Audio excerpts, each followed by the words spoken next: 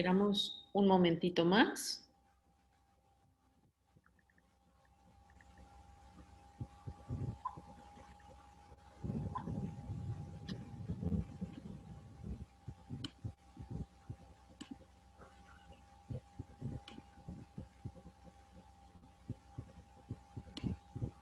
Bueno, pues ahora sí, bienvenidos todos, todas, a pues este último webinar del año. Qué gusto estar con ustedes en un año, claro, atípico, un año complejo, retador, que nos ha hecho replantear pues, toda una realidad a la que estábamos acostumbrados y acostumbradas.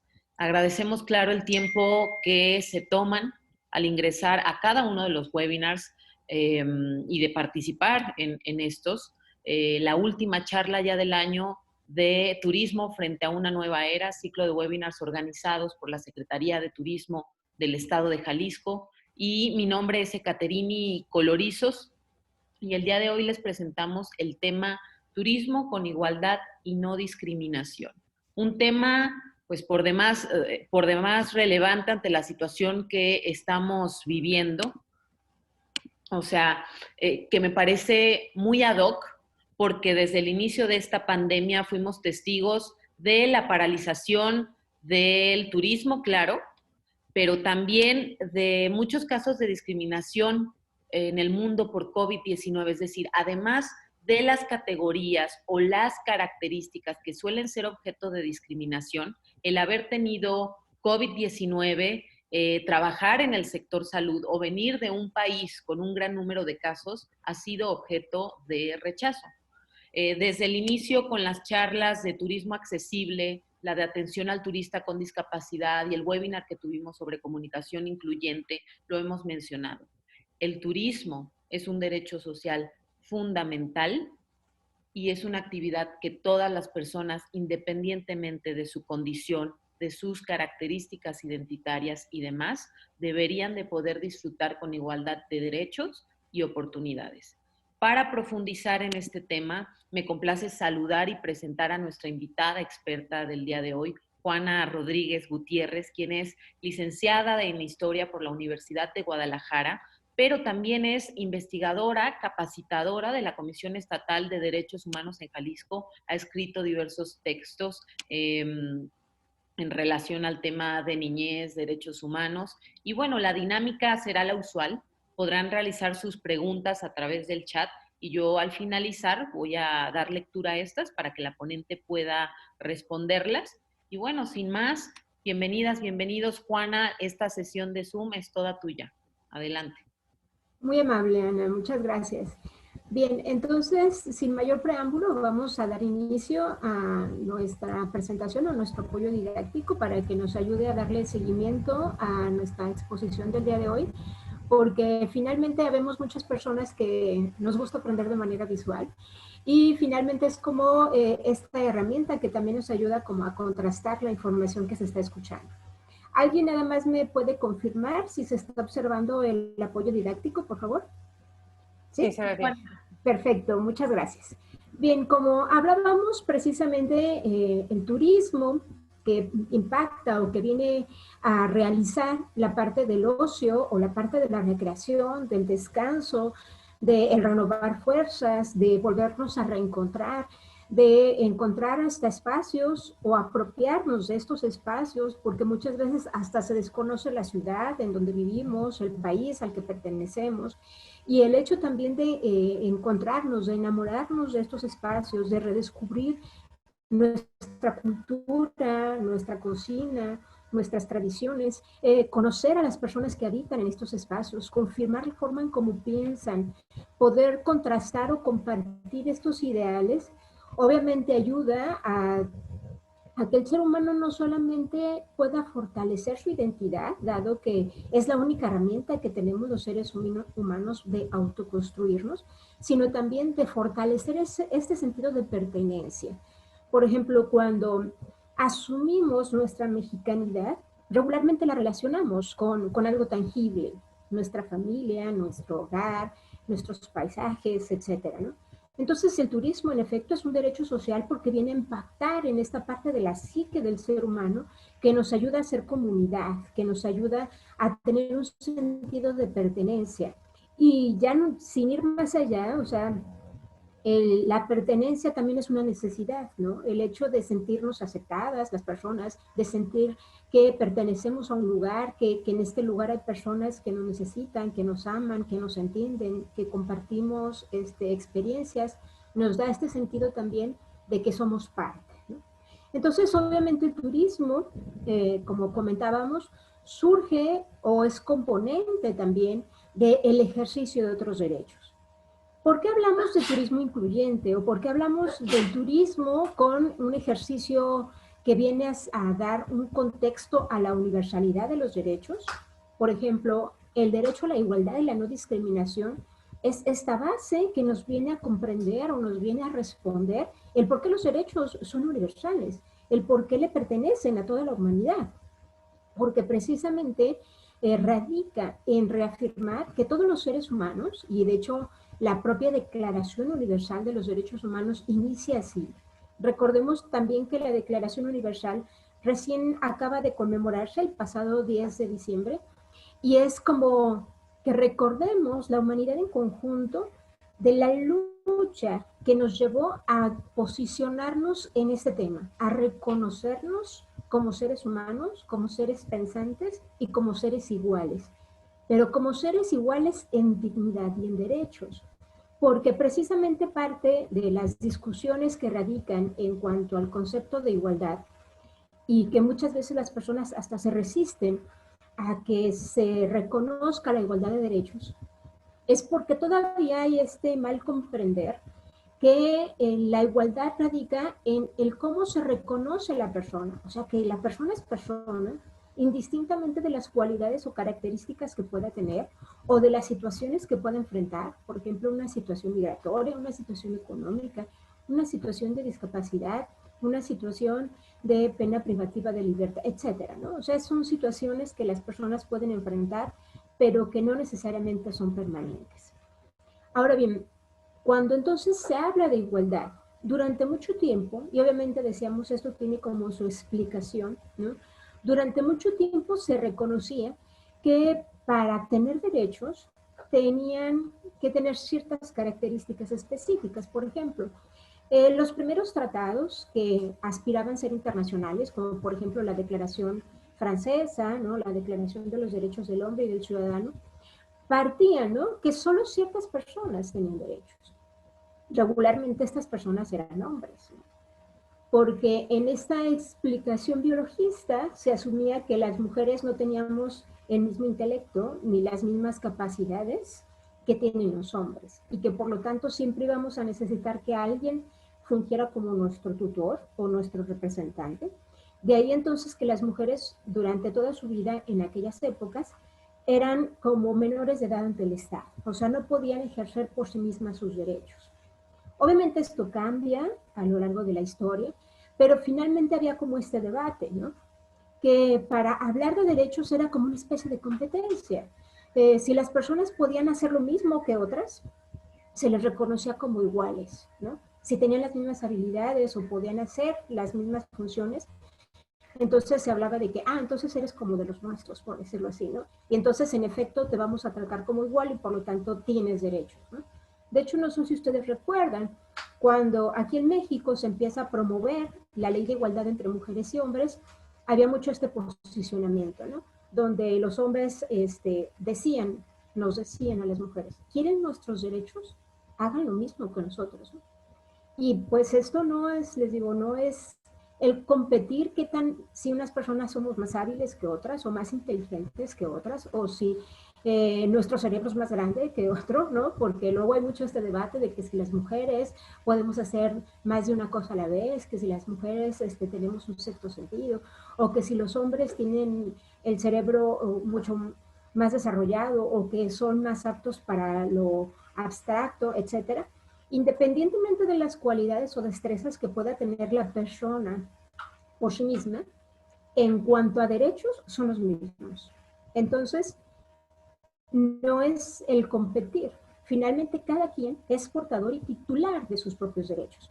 De ahí entonces que en la actualidad se hable de igualdad sustantiva, o sea, reconocer que indistintamente, decíamos, de la edad, del sexo, la identidad genérica o la identidad de género, de la pertenencia o el origen étnico o nacional, una cuestión de discapacidad o convicciones éticas, políticas, religiosas, las personas poseemos los mismos derechos. De ahí entonces que en la actualidad el debate que se centre es cómo combatir los prejuicios o las ideas estereotipadas que precisamente atacan o inhiben este ejercicio de derechos. Porque obviamente las personas debemos de aprender a ejercer y a defender nuestros derechos.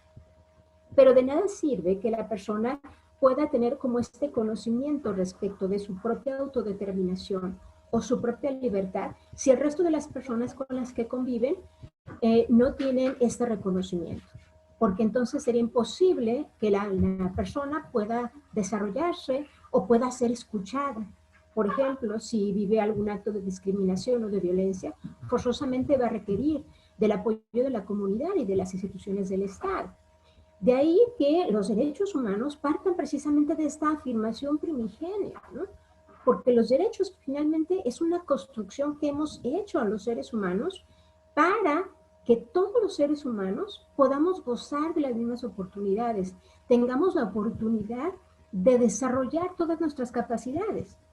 Y obviamente en estas capacidades y en estas cualidades que tenemos, pueden ser personalísimas, ¿no? Porque tal vez haya personas que tengan habilidades diferentes que otras o capacidades distintas en cuanto a la capacidad de entender, de comprender o de razonar. Pero indistintamente de las cualidades o características personales que nos definen, que nos hacen de una forma individual, los derechos son estos accesos. El acceso a la seguridad, el derecho a una vivienda, el derecho a que se nos trate como persona, el derecho a la educación, a recibir protección en cuanto a la salud, a la gente. Quien debe de hacer valer estos derechos en una primera instancia es el Estado. El Estado por medio de sus instituciones y por medio de las personas que hacen función de Estado. Por ejemplo, las funcionarias, funcionarios o servidoras y servidores públicos.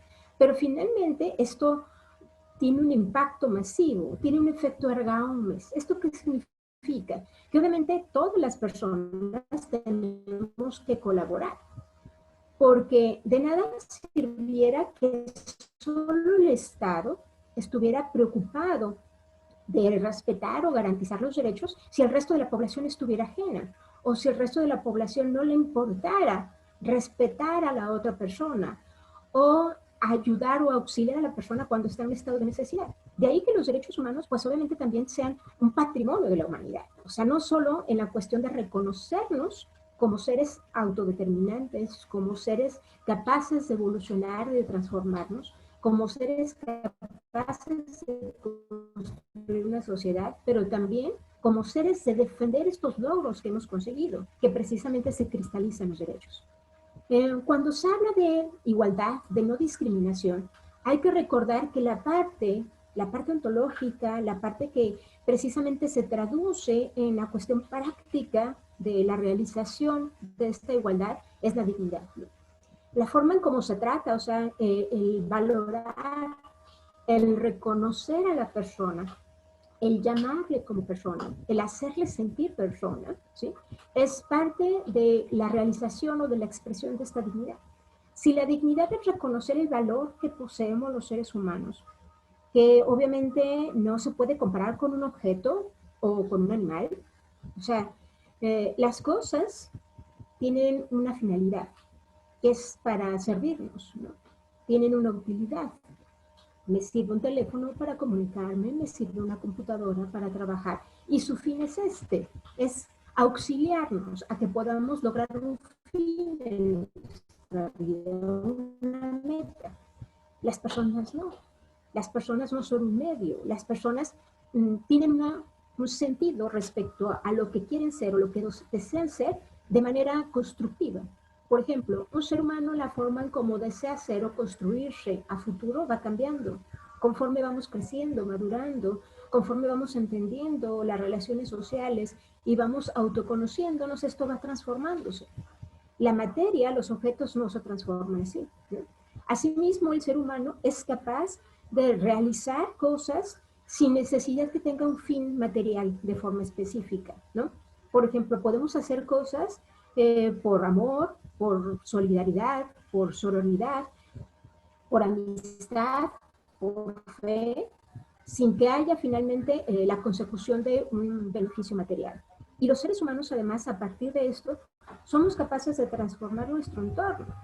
Pero además, el transformar nuestro entorno o el construir comunidad también tiene que ver con una concomitante, que precisamente es reconocernos en la otra persona. De nada sirve, por ejemplo, conseguir bienes materiales si no vemos o no podemos compartirlos con alguien más, si no lo disfrutamos con alguien más. Por ejemplo, piensen cuando de repente tienen que viajar por cuestiones laborales y que no hay nadie a su lado, ni una persona que les brinde su amistad, ni una persona que les sonría. Entonces, realmente es como estar en un estado de ostracismo, ¿no? O sea, la persona no tiene cómo referenciar o cómo compartir esto que observa, esto que deduce, esto que comprende. Entonces, de ahí que parte de los logros o parte de reconocernos o parte de ir autodeterminándonos es la capacidad que tenemos también de compartir con otras personas, de reconocernos en otras personas. De ahí que obviamente la igualdad o lo que busca, que en efecto ninguna persona pueda estar desapegada o que ninguna persona se le niegue esta posibilidad, cristaliza en lo que conocemos como las características de los derechos humanos, ¿no? Porque precisamente el hecho de que los derechos humanos sean universales implica que estos derechos deban de ser respetados y deban de ser válidos y que se reconozcan en todos los seres humanos, ¿no? Y que obviamente decíamos, indistintamente de las cuestiones particulares o de las cuestiones específicas que enfrenta una persona, en efecto, como seres humanos tenemos esta capacidad de combatir o de inhibir cualquier conducta que precisamente vaya como en contrario del reconocimiento a la persona misma. De ahí que estos derechos humanos pues también sean indivisibles e interdependientes. Para que la persona pueda sentirse persona, no solamente es en el cómo se le trata, al cómo se le habla. Por ejemplo, a lo mejor llega a un hotel o en el momento que está gestionando algún servicio, la persona que le atiende de manera formidable, ¿no? Le trata con respeto, le resuelve todas sus dudas, etcétera. Pero ¿qué ocurre posteriormente cuando este servicio se materializa, ¿no? Que tal vez cuando llega al lugar, pues se da cuenta que a lo mejor la puerta no está lo suficientemente amplia porque esta persona se mueve con una silla de ruedas. Y entonces ni siquiera puede entrar a su habitación, porque la puerta no le da acceso para que pueda ingresar con su silla de ruedas. ¿O qué ocurre si de repente necesita ir al sanitario y el sanitario tampoco está adecuado de manera universal y no puede ingresar o no puede sostenerse para poder utilizar la taza del baño? ¿O qué ocurre cuando viajamos con niñas y con niños y que de repente para que puedan viajar de manera segura, pues en realidad ni siquiera hay sillas o asientos que se puedan ajustar para que un bebé o para que una niña o un niño pequeño pueda viajar, ¿no? De ahí que entonces hay que entender que estos derechos son progresivos. O sea, tiene que ver con la capacidad de reconocer cómo ir transformando la materia, lo que está a nuestro alrededor, para que en efecto esto sea congruente. Si lo que deseamos es que la persona, deseamos, se sienta persona en todos los lugares, se sienta segura, que la persona se sienta bien. Entonces es necesario que vayamos visibilizando todos estos tipos de obstáculos o de negación a la persona misma para que en efecto la persona disfrute lo que está haciendo y pueda volver o pueda recomendar o tenga deseos de volver, ¿no? Parte de la congruencia normativa de hacer como realidad o de hacer tangible este ejercicio de derechos tiene como un sustento legal, ¿no? La parte del sustento legal radica finalmente en la Constitución, donde en el momento de que se reconoce que los derechos son para todas las personas, pues obviamente desde aquí no da cabida, ¿no?, a ningún concepto o a ningún arquetipo que menoscabe este reconocimiento, ¿sí? Una niña, un niño, una persona adulta mayor, una persona con discapacidad, es persona. Entonces, indistintamente de alguna característica que pueda poseer, no se admite ningún acto que menoscabe su dignidad o menoscabe los derechos de los cuales titular. Si desmenuzamos un poquito esto, obviamente encontramos que la propia Constitución habla de que todos los seres humanos tenemos el derecho a gozar de los derechos que tenemos actualmente reconocidos, ¿sí? Y que obviamente estos derechos no se restrinjan. Y obviamente la discriminación o la violencia restringen este ejercicio de derechos, ¿no? O no solamente la discriminación o la violencia, sino otro tipo de comportamientos que muchas veces se conoce como la violencia pasiva, porque muchas veces no es tan explícita, ¿no? Y en esas circunstancias implica que obviamente seamos capaces como de visibilizar nuestra conducta. Por ejemplo, ¿cómo se comienza a discriminar? Pues la discriminación no solamente es negar un servicio, o no solamente es un maltrato, que aquí ya propiamente estaremos hablando de violencia, ¿no? Sino que tiene que ver, como comentaba nuestra presentadora al inicio, Ana, la forma en cómo nos comunicamos. Porque obviamente la forma en cómo se discrimina, también se discrimina mediante el lenguaje escrito, o sea, los carteles que se colocan para orientar a las personas o para darle la bienvenida a las personas, ¿no? O para brindar información, o para explicitar la palabra escrita, la palabra oral, o sea, las imágenes, ¿no? Las imágenes que acompañamos o las imágenes que vienen a impactar o a acompañar o a fortalecer el mensaje que queremos brindar. Entonces, también mediante estas estrategias se pueden generar actos de discriminación. De ahí que entonces seamos capaces como de visibilizar, por ejemplo, qué imágenes se utilizan, si en efecto las palabras que estamos utilizando son las adecuadas y si es necesario combatir conductas en cuanto al comportamiento, en cuanto al cómo tratamos o el cómo llamamos a las personas. Porque precisamente la finalidad que tiene precisamente el reconocer los derechos a las personas es que favorezcamos, o sea que independientemente de las circunstancias, porque puede haber circunstancias realmente críticas, ¿no?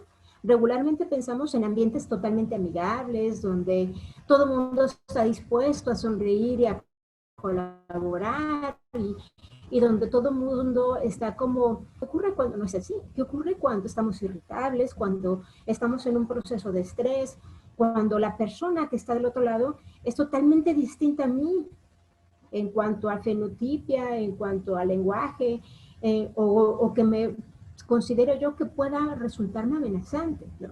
Y entonces desde ahí es cuando implica que este posicionamiento de favorecer a la persona, o sea, de reconocer todo el tiempo a la persona, ahí es donde se convierte en un reto.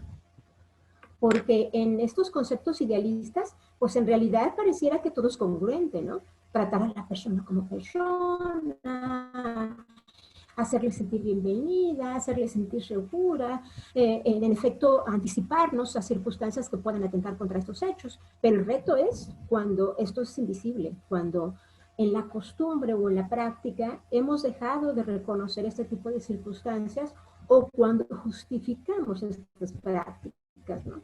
Cuando la justificamos por supuestos riesgos o por cuestiones estereotipadas, ¿no? De ahí entonces que haya como obligaciones, ¿no?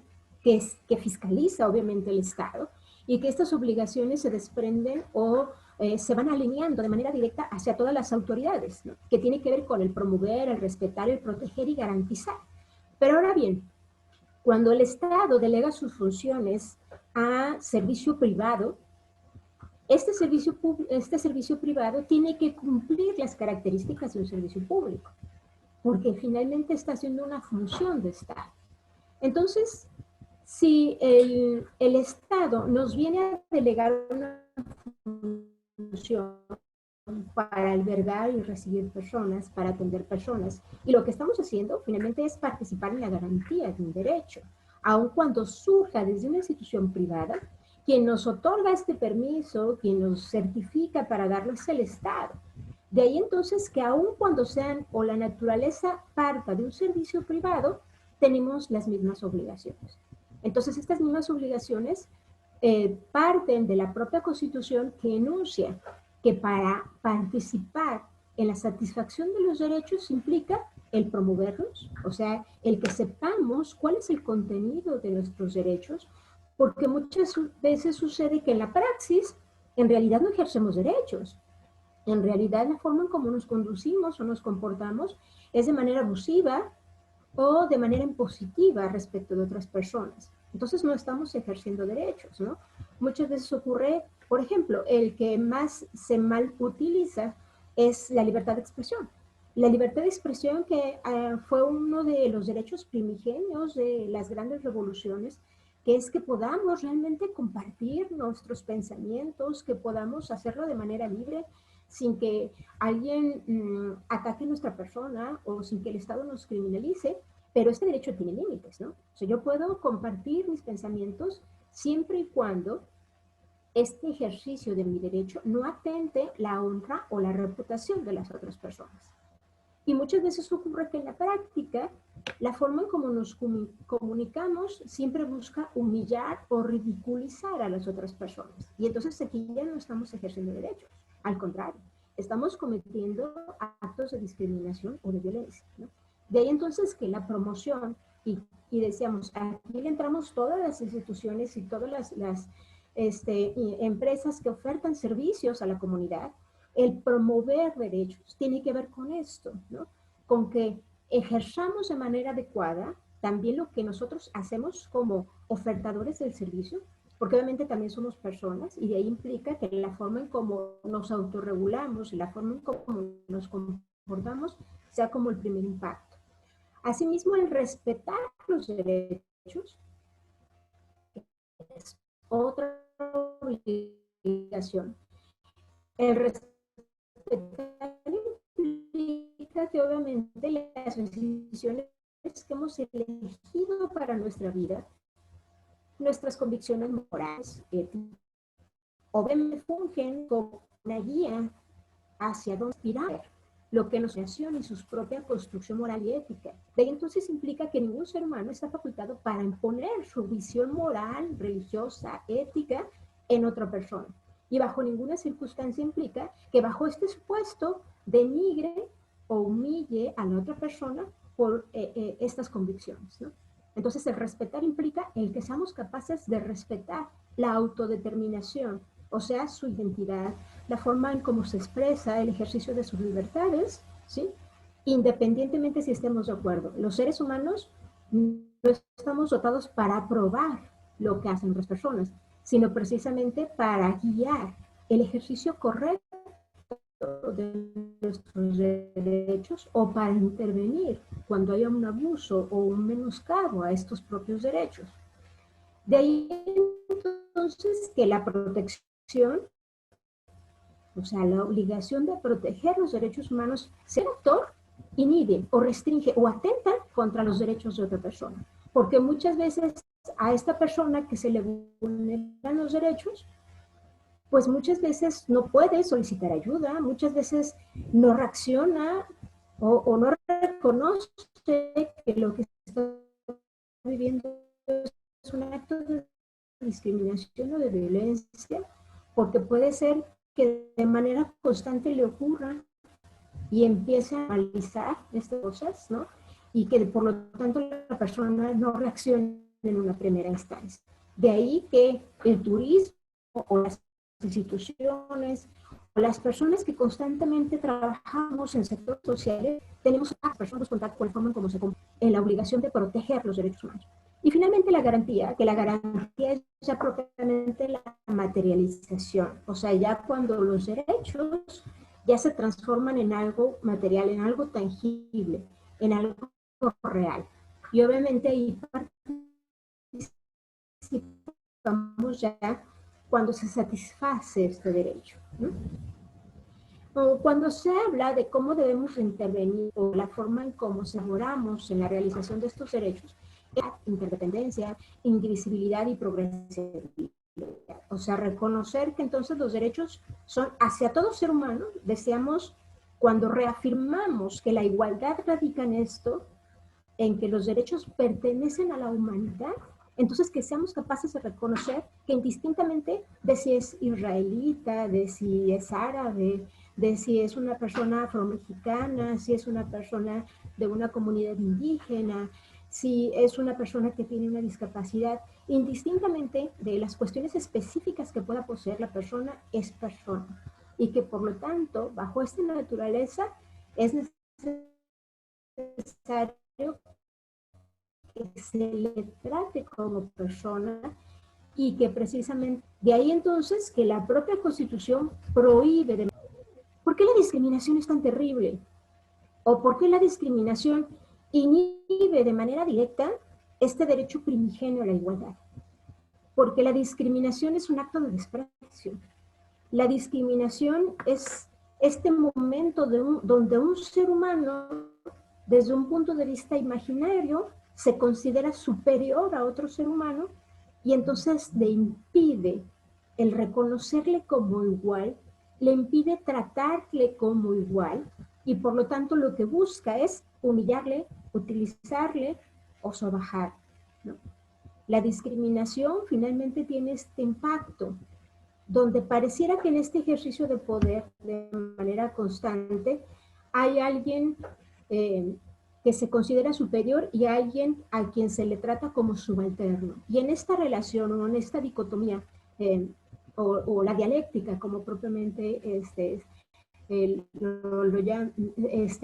llama desde la filosofía, ¿no? En esta dialéctica del amo y el esclavo, ¿no? Donde precisamente en esta idea donde los seres humanos desde este punto de vista imaginario consideran que son superiores o tienen más poder, sustentan su poder humillando o utilizando a las otras personas. Por ejemplo, piensen si en algún momento de su vida ustedes han hablado mal de alguien más, si ustedes se han burlado de alguien más, si ustedes han colaborado para hacerle una treta, una broma terrible, pesada a alguien más, ¿no? Y ahora piensen qué sucedió después de esto, o sea, en el momento de que se burlaron de alguien, en el momento que hicieron sentir mal a alguien, en el momento que ridiculizaron a alguien, piensen la emoción ficticia que surge después de esto, ¿no? Pareciera que después de esto la persona que humilla se siente poderosa, se siente superior, ¿no? Siente que en realidad ha conseguido algo que las otras personas deban valorar o deban reconocer. Y entonces en esta dinámica imaginaria del poder, las personas siempre quieren estar del lado del poder, del lado de la persona que es superior. De ahí que muchas veces se utilice la discriminación para desde este imaginario sentirse superiores o sentirse más capaces o sentir que tienen una especie de reconocimiento social. Por eso es de que la discriminación es muchas veces tan difícil de erradicar y tan difícil de visibilizar, porque las personas se resisten a admitirlo, porque las personas quieren seguir de manera permanente en este deseo de superioridad, porque obviamente el poder es atrayente, ¿no? Todas las personas queremos sentirnos poderosos. Ahora bien, la discriminación regularmente surge como de varios componentes. Uno de ellos son los estereotipos, o sea, estas falsas ideas que se van desprendiendo de lo que se espera que las otras personas hagan, ¿no? O sea, por ejemplo, en estas ideas estereotipadas en cuanto a las conductas de hombres y de mujeres, que pueden ser como las más comunes, porque obviamente los estereotipos son vastos, ¿no? Hay como esta idea, ¿no? De que las mujeres somos sentimentales, de que las mujeres somos muy buenas con las niñas y con los niños, porque les amamos, porque les tratamos bien, porque estamos predispuestas a cuidar de ellas o de ellos, o que nos debe de gustar la cocina, ¿no? Porque pues el amor entra por el estómago, ¿no? Y entonces las mujeres debemos estar como muy hábiles o diestras en estas habilidades. Y por otro lado, en este concepto estereotipado, pues los hombres deben de ser fuertes, ¿no? Porque precisamente son los que van a defender o proteger bien, ¿no? Deben ser los racionales porque precisamente son como los constructores de un bien común, etc. Y entonces a partir de estos estereotipos, si la persona considera o adopta estos estereotipos, espera que las otras personas se conduzcan así. Y que por lo tanto, cuando conoce a una mujer, espera que esta mujer pues atienda su hogar, que esta mujer cocine, que esta mujer limpie, que esta mujer esté dispuesta a cuidar a las niñas y a los niños, o que sea hábil en esto, ¿no? O si esta persona conoce a un hombre, pues espera que este hombre sea caballeroso, que todo el tiempo esté como en cuanto a que pueda proteger en una situación de riesgo, etcétera, ¿no? Y obviamente esos estereotipos, como decíamos, van más allá, o sea, también son culturales, ¿no? Por ejemplo, cuando se habla en cuanto a de dónde somos, a qué estado pertenecemos, nuestra república pues es multicultural, ¿no? Y en esta idea estereotipada respecto a dónde pertenecemos, por ejemplo, un estereotipo común de mi estado, de Jalisco, ¿no? Y esto lo he escuchado también cuando viajo, que de repente dicen, bueno, es que en Jalisco los hombres se distinguen porque o son mariachis o son homosexuales. Y entonces les preguntan a los hombres, ¿eres mariachero? ¿Y qué ocurre si este hombre dice que no? Inmediatamente hay como una risotada, ¿no? Entonces, ¿cómo esta idea de los estereotipos también lo que busca es colocar en una situación de desventaja a las personas? Porque a partir de ahí, pues obviamente la persona puede sentirse, o sea, no solamente que posee características que no tiene, sino que la otra persona asume que los debe de tener, y a partir de ahí entonces es cuando viene como este menoscabo, ¿no? Al tratarle de manera diferente. También hay otra parte de la fórmula de la discriminación, que es el prejuicio, ¿no? Esta idea que regularmente es una idea que descalifica o una idea regularmente negativa hacia alguien más, a partir de alguien, de características o de cualidades que pueda tener la persona, que socialmente hay algunos grupos que asumen que estas características son inferiores. Por ejemplo, piensen en la cultura mexicana, que regularmente hay como este menosprecio o este desprecio a las personas de origen étnico, por ejemplo, de culturas indígenas o afromexicanas, ¿no? Las personas mexicanas, o la mayor parte de las personas mexicanas, y esto fue como una estrategia que hizo la CONAPRED, si ustedes recuerdan, la CONAPRED hizo un video muy interesante respecto al cómo nos asumimos, ¿no? Y cómo entonces empiezan a preguntarle a las personas, ¿no? El cómo se reconocen. Por ejemplo, pone como varias imágenes y les pregunta, ¿no? ¿Tú con quién crees que congenias, ¿no? O sea, como quién se parece más a ti. Y regularmente las personas mexicanas eligen a una persona de tez blanca, ¿no? A una persona muchas veces de pelo rubio, ¿no? Y entonces cuando les dicen, pero mírate, ¿no? O sea, ¿cuál es la parte que realmente combina contigo, ¿no? Porque regularmente pues las personas mexicanas tendemos más a lo moreno, tenemos más a lo castaño, ¿no? Y pues hay esta falsa idea de que las personas mexicanas no tenemos como estos orígenes. De hecho, al contrario, hay como este desprecio, ¿no? Del origen étnico. Por ejemplo, piensen cómo se les llama también a las personas indígenas, ¿no? Desde esta cuestión coloquial se les dice indios, con esta idea del desprecio, ¿no? Indios, tontos, patarrajada, etcétera, ¿no? Y entonces, ¿cómo hay como este desprecio de nuestro origen? Y pareciera que estas características que pueda tener la persona, inmediatamente hay un desvalor o una posición negativa. Por ejemplo, piensen muchas veces que cuando se va a acceder a un restaurante, cuando se van a registrar en algún hotel, hay esta idea del cómo se mira a la otra persona, y si consideran que es una persona indígena, muchas veces se asume que no tiene dinero, ¿no? Muchas veces se asume que va a entrar al restaurante o que va a entrar a este espacio para pedir este dinero y no a consumir, ¿no? Y entonces muchas veces desde ahí hasta se les restringe la entrada, ¿no? O cuando pregunta algo, se les contesta de mala manera, ¿no? Porque se espera que se vaya de manera inmediata, ¿no? Entonces, entre los prejuicios y los estereotipos es precisamente esta amalgama que va a combinar en la discriminación. Entonces, la persona pues propiamente no tiene ni siquiera oportunidad, porque desde el cómo le ven desde las malas ideas que se puedan concebir de manera previa de esta persona, desde ahí se le niega ya el reconocimiento de persona. Entonces ya ni siquiera se le da oportunidad a hablar o a preguntar o a expresarse, sino que desde manera anticipada ya hay esta precondición de discriminarle o de negarle cierto servicio, ¿no? Entonces, ¿qué se entiende por discriminación? Obviamente la discriminación tiene varias expresiones, ¿no? La discriminación es un derecho, la no discriminación, mejor dicho. La no discriminación es un derecho que se ha venido codificando desde el 65, cuando se ratifica la Convención Internacional para combatir las prácticas de racismo, xenofobia y discriminación, ¿no? Y esta se recepciona en México por medio de la Ley Federal para combatir y erradicar la discriminación, que tiene una transformación muy importante a partir del 2000, ¿no? Y posteriormente en el 2002.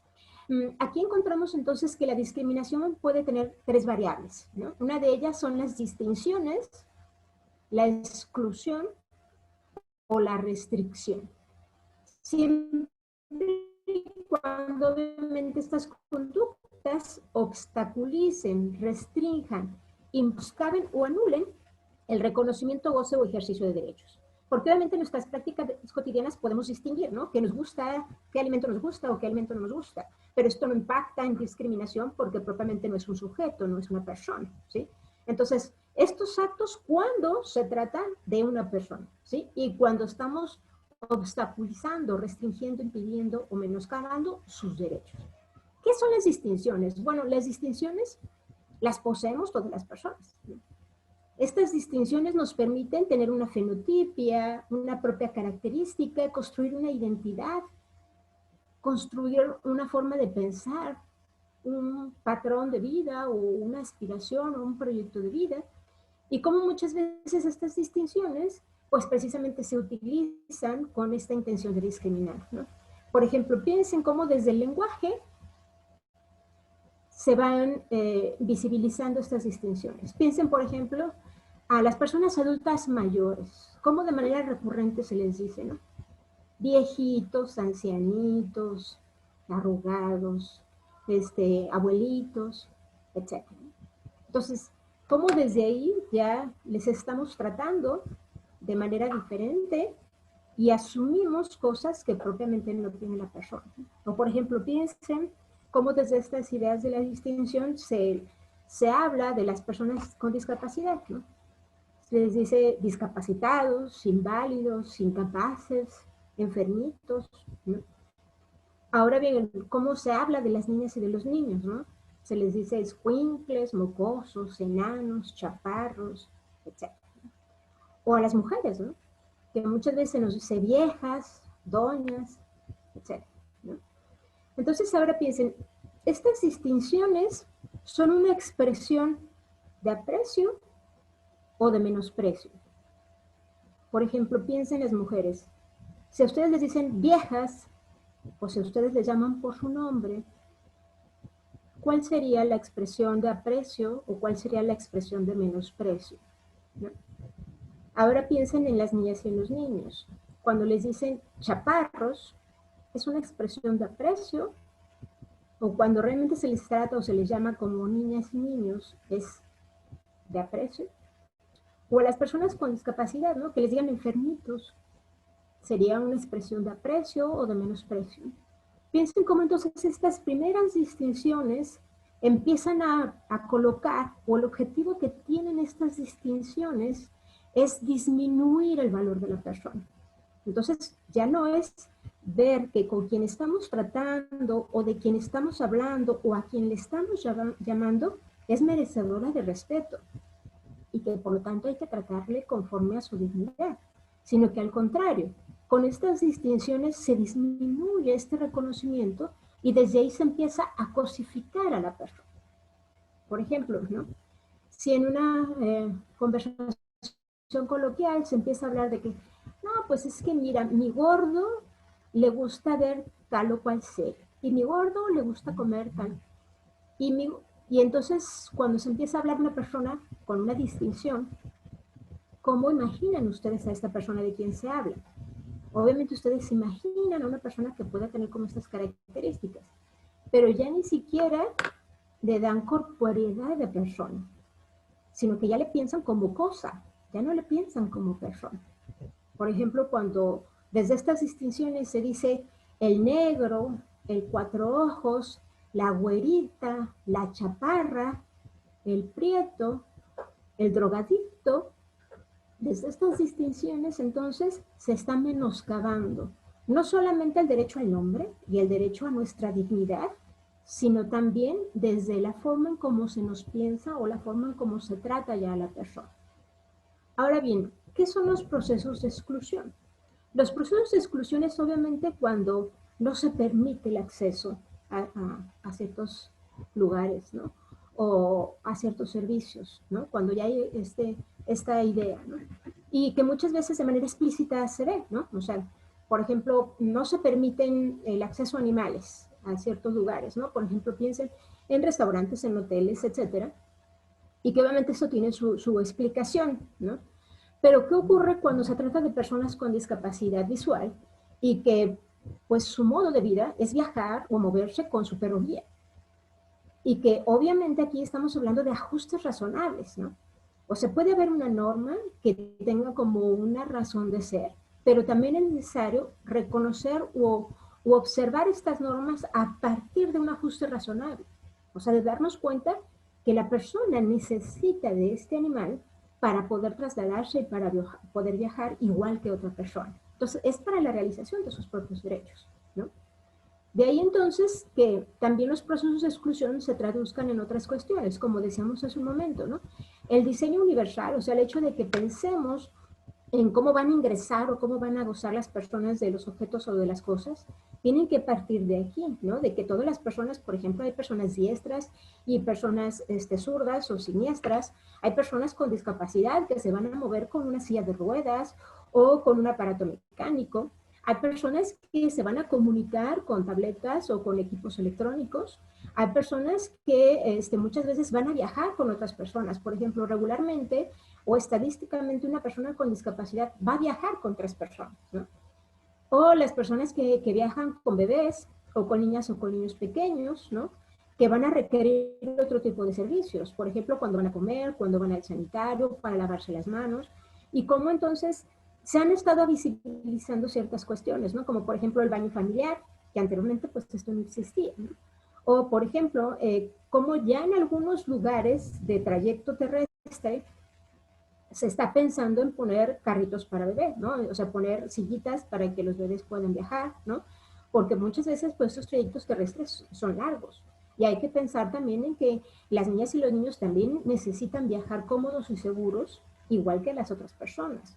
O los bebés, que también necesitan muebles específicos para poder trasladarse. O que muchas veces las personas van a trasladarse o van a requerir por ejemplo, carritos para bebés cuando van a hacer como paseos o visitas, ¿no? Donde en efecto las personas para poder moverse también van a requerir estos servicios. Entonces la exclusión viene desde ahí, ¿no? Desde que muchas veces se piensa o se compran ciertos utensilios para ciertas personas. Y entonces ya como desde ahí se está excluyendo a que las personas quienes tienen otras necesidades puedan gozar de los mismos servicios, ¿no? O que ocurre de repente a veces hasta con la comunicación, ¿no? Que a veces no se considera personas que puedan hablar otros idiomas o que puedan utilizar otro tipo de comunicación como con las personas con discapacidad, etcétera, ¿no? Y entonces muchas veces tampoco se piensa como en esos servicios. Tal vez no se pueda contar como de manera permanente, pero por lo menos es saber que cuando se necesita algún servicio, dónde puedan contactar o cómo pueden recurrir a este servicio, ¿no? Para que en efecto pueda atenderse a la persona de manera adecuada, ¿no? De ahí entonces que la restricción se halla cuando en el ejercicio cotidiano se restringe el acceso o el reconocimiento a la persona. Por ejemplo, el hecho de que nos llamen o cuando se dice bienvenidas y bienvenidos es parte precisamente de visibilizar que con quien estamos hablando son hombres o mujeres, ¿no? Evitar que en esta forma en como nos comunicamos las personas tengan que asumir que cuando se habla de alguien más, se habla de todos. Por ejemplo, cuando a veces se comenta, ¿no? Bienvenidas, digo, bienvenidos y bienvenidas, porque bueno, es que si no menciono a las mujeres luego se sienten, ¿no? Entonces, no es que las mujeres nos sintamos, sino que las mujeres, igual que las otras personas, merecemos ser reconocidas y merecemos ser tratadas como personas. Entonces, es como si, por ejemplo, yo que me llamo Juana, me llamaran Juan y que yo asumiera que soy yo. Esto no es así. De ahí entonces que la restricción también tiene que ver con esto, ¿no? El cómo muchas veces ni siquiera se habla de la persona o se trata a la persona en cuanto a su reconocimiento como persona. O sea, ya hay una restricción en cuanto a la comunicación. Ahora piensen cómo la discriminación va transformándose. O sea, la discriminación es terrible porque finalmente coloca a la persona en una situación de no persona y eso muchas veces facilita que la persona que discrimina termine realizando un acto de violencia. Por ejemplo, de manera como muy breve, porque ya se me está acabando el tiempo, los procesos conductuales de la discriminación concatenan en la violencia y esto lo ha examinado la CONAPRED de manera vasta, ¿no? Primero viene como esta idea, decíamos, de hablar mal, o sea, de menoscabar la dignidad de la persona, de cosificarle, ¿no? De reducirle. Entonces, una vez que en efecto todas las personas empiezan ya a llamarle así, las chachas, las gatas, los drogadictos, los sin qué hacer o las Marías, o sea, cuando ya se adoptan estos términos de manera social, posteriormente hay esta conducta de las personas que no se asumen como de este grupo, de evitar el contacto, ¿no? Entonces las personas evitan tener características similares a este grupo que se discrimina o relacionarse con estas personas a las cuales se discrimina. Posteriormente, después de evitar el contacto, ya viene propiamente la discriminación. Porque el grupo segregado o las personas que están viviendo discriminación o a las personas que se les maltrata, pues ya no tienen su reconocimiento ni a su dignidad, ni propiamente el reconocimiento de sus derechos, ¿no? Finalmente, una vez que ocurre la discriminación, viene como el ataque físico, como la sociedad en el momento de asumir que la otra persona no es persona, entonces viene este ataque, esta violencia, y muchas veces las personas ni siquiera reaccionamos, ¿no? Porque muchas veces desde ahí justificamos que cuando se le pega a la otra persona, que cuando se le roba, que cuando se le roban sus cosas, se lo merece. Y después de estos ataques físicos, finalmente vienen los actos de violencia terribles, que puede ser los asesinatos, que puede ser la tortura, que puede ser las ejecuciones extrajudiciales. La discriminación viene haciendo este proceso de invisibilizar o de disminuir el reconocimiento a la persona como persona, facilita que la sociedad en conjunto no reaccione ante un acto de violencia. Y esto es muy común en la violencia de género, por ejemplo, ¿no? Como muchas veces en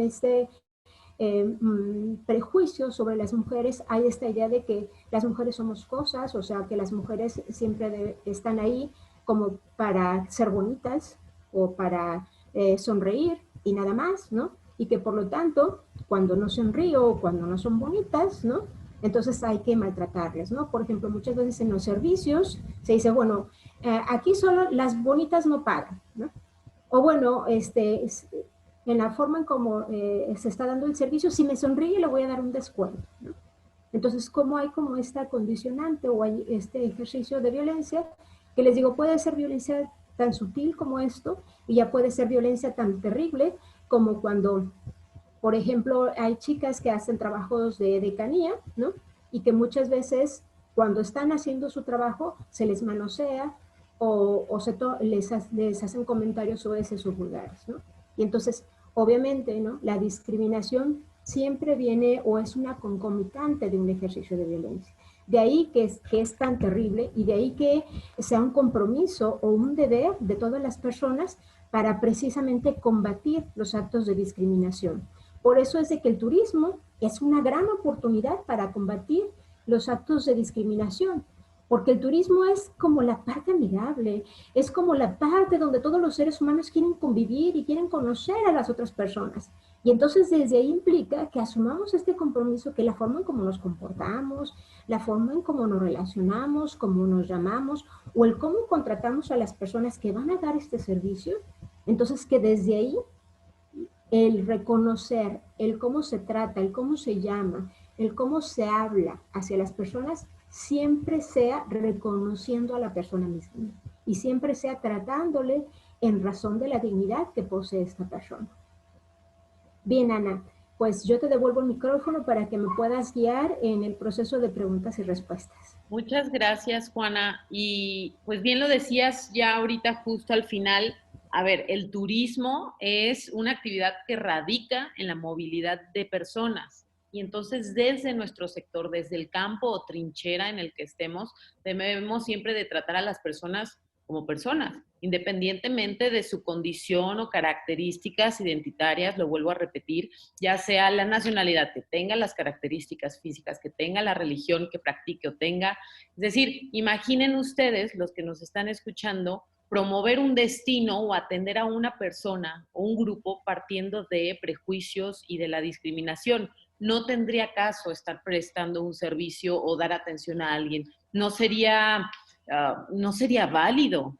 Hay momentos en los que tal vez no nos percatamos de que estamos discriminando a alguien. Ya lo decías bien tú, Juana, con el tema de accesibilidad. Cuando un hotel, por ejemplo, no es accesible en ese momento, pues no está reconociendo la condición de otra persona. En todo caso, claro que hay que estar abiertos y dispuestos al aprendizaje y al cambio que conlleva ese aprendizaje, ¿no?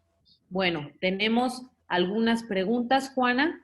Las tengo por aquí, permíteme un momento. Este es de Rosy Mercado, que nos dice: muchas gracias por compartir esta información tan valiosa. Me gustaría hacer una pregunta. Actualmente, ¿cuál o cuáles serían los principales retos que tiene el derecho internacional de los derechos humanos para enfrentar la discriminación múltiple que sufren niños, niñas y adolescentes en contextos vulnerables? Que también el tema de la niñez, pues claro que compete en nuestro sector.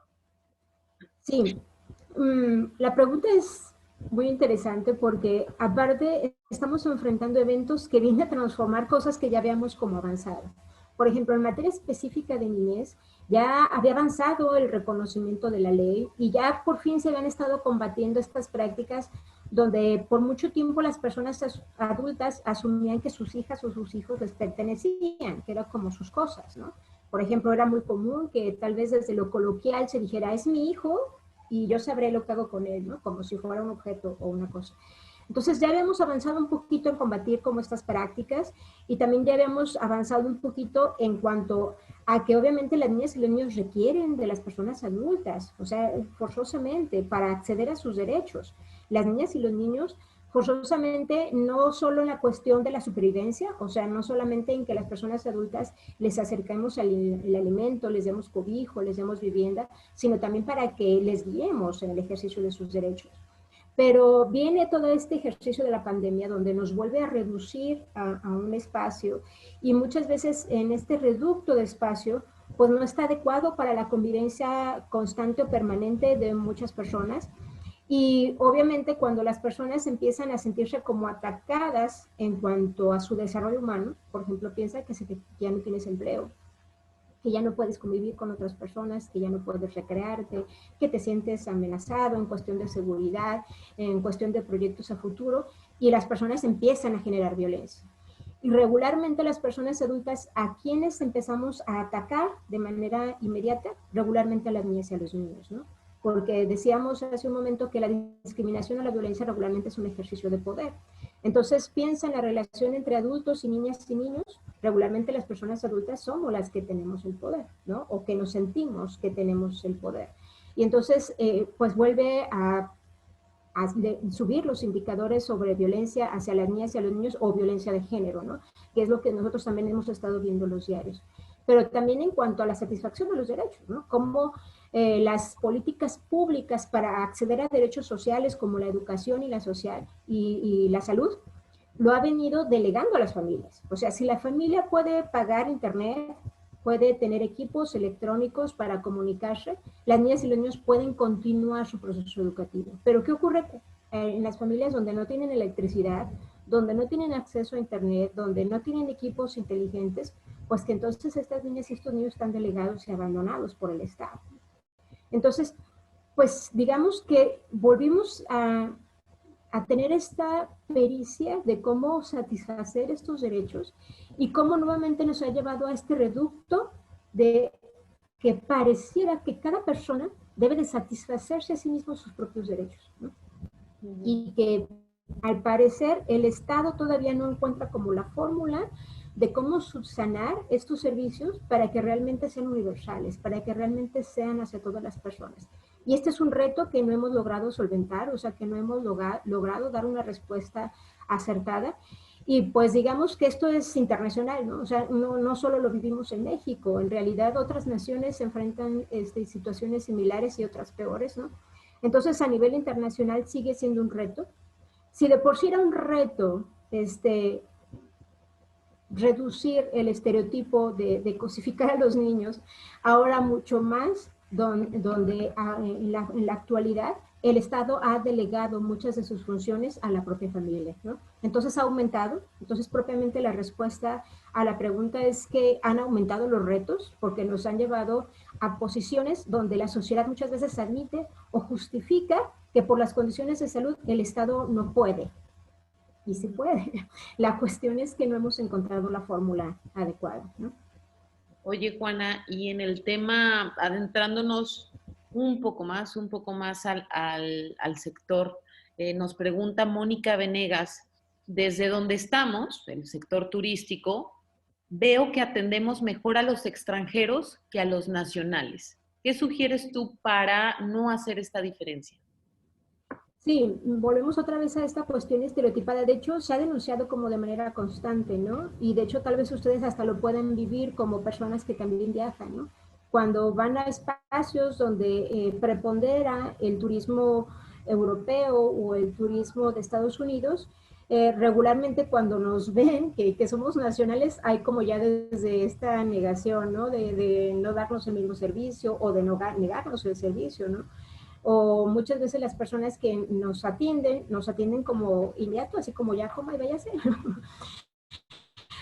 Entonces, porque hay como este prejuicio que pues no tenemos la misma capacidad económica, y esto es cierto, o sea, nuestro peso pues vale menos que el euro, vale menos que el dólar, y dicen, bueno, si a mí me dan una propina en dólar, a una propina en pesos, prefiero una propina en dólares. Entonces, ¿cómo desde ahí, nunca se piensa a futuro, ¿no? Sino que muchas veces en la cuestión como inmediata, digo, yo mejor prefiero estos 100 pesos, pero ¿qué ocurre a largo plazo? Que finalmente el turismo nacional es permanente. El turismo nacional es parte también de el afianzarnos como comunidad, de darnos un sentido de lo que somos, de reconocernos como somos, de respetarnos como somos, ¿no?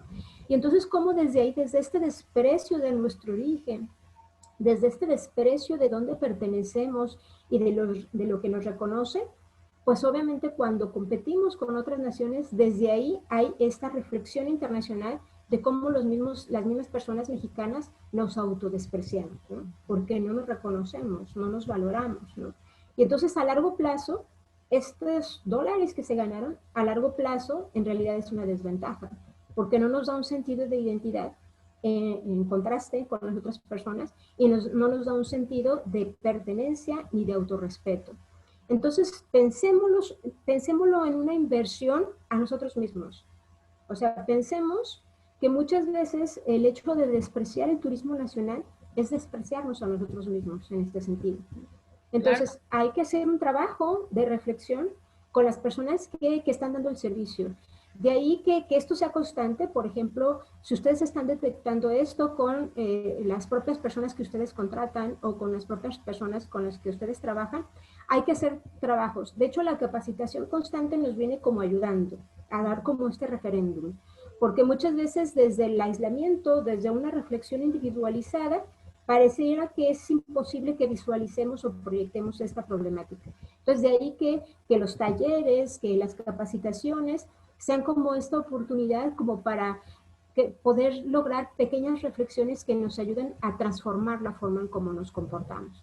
Sí, de hecho, pues muchos de estos comportamientos, como el que nos comenta Mónica Venegas, traen de fondo algo mucho más complejo, como lo que tú nos mencionas, ¿no? El despreciar nuestra identidad o de cierta forma despreciar lo que somos como mexicanos nacionales y demás. Es un tema demasiado complejo. Humberto Ceballos se va más a la parte del segmento turístico de la comunidad LGBT y nos recalca pues el liderazgo que tiene Puerto Vallarta en este sentido y nos pregunta a qué acciones, digo, en lo general, qué acciones pueden hacer los prestadores de servicios turísticos para ser más incluyentes en este segmento. Sí, la población LGB ha sido constantemente humillada en muchas formas en cómo se trata, ¿no?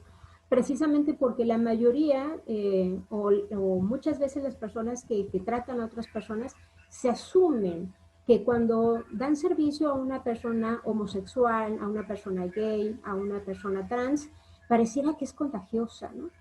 Y entonces desde esta idea totalmente prejuiciosa o estereotipada, hay como un distanciamiento hasta la forma como se trata a la persona, o sea, pareciera que la persona que le habla se aleja, ¿no?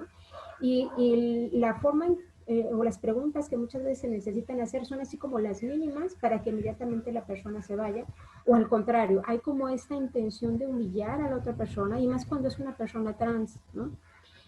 Cuando muchas veces esta persona trans no ha cambiado o no ha armonizado sus documentos identitarios, pues posiblemente su identificación tal vez sea de varón, ¿no? Pero su identidad de género es de mujer. Entonces muchas veces hasta la forma en cómo se le trata como desde esta forma humillante. ¿Cómo? Si tú te llamas Pedro, ¿por qué me dices que eres Magdalena, ¿no?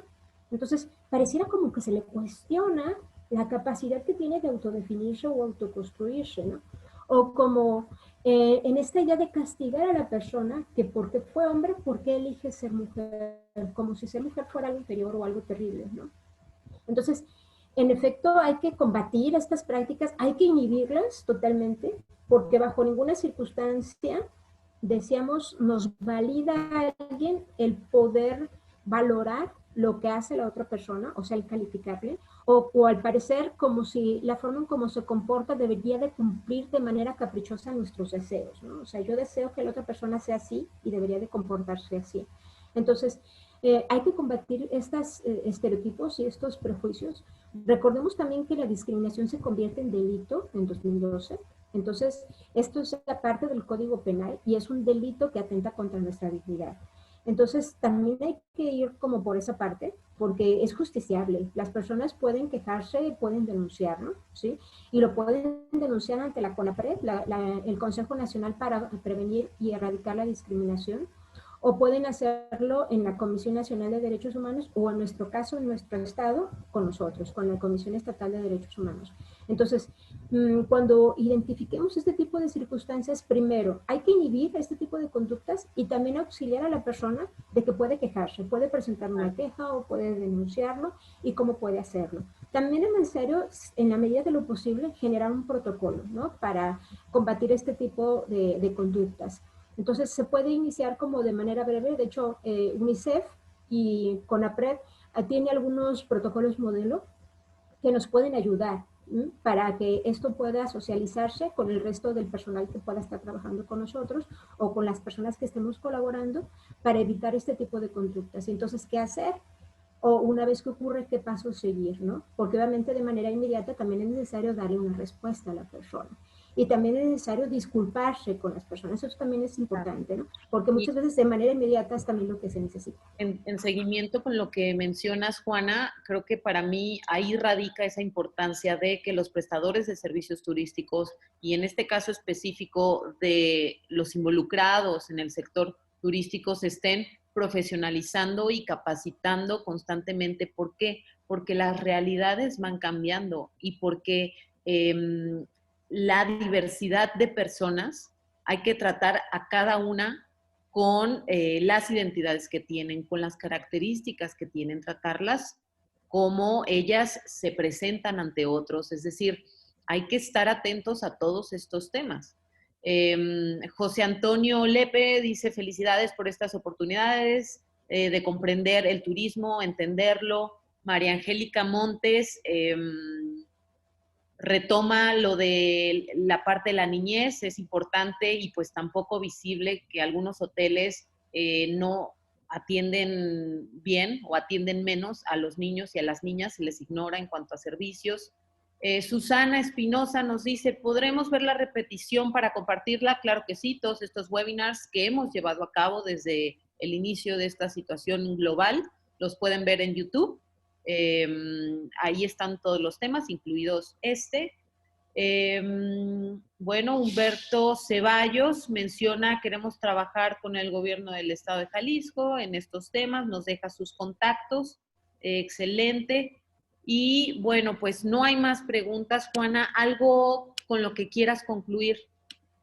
Bueno, recordar que no hay un modelo único de persona, sino que al contrario, la libertad que poseemos de autoconstruirnos, de autodefinirnos, de ir evolucionando en lo que queremos ser, es una cualidad humana. Entonces, no hay que perder esto de vista y al contrario, el hecho de que constantemente conozcamos a personas diferentes siempre nos va a ayudar a fortalecer nuestras habilidades, nuestros conocimientos y a ser mejor persona. Entonces, ustedes tienen una gran oportunidad, ¿no?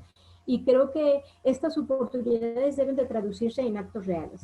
Y la cuestión progresiva que también afianzábamos hace un momento, vayan anotándola. Por ejemplo, si ustedes van detectando necesidades que han estado visibilizando, tal vez no se puedan materializar de manera inmediata, pero sí es necesario que lo vayan teniendo como objetivos. Y esto es como ir logrando hacia dónde, cuál sería su meta.